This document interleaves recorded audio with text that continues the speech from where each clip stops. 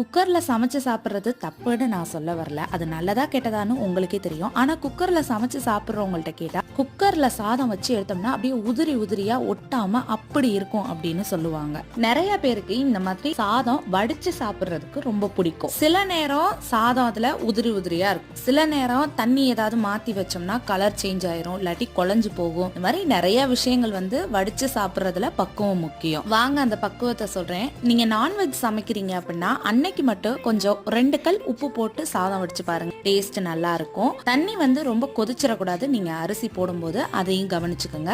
சில அரிசி ஊற வச்சீங்கன்னா நல்லா இருக்கும், சில அரிசி ஊற வைக்காம சமைச்சாதான் நல்லா இருக்கும். அது உங்களோட அரிசியை பொறுத்து மாத்திக்கங்க.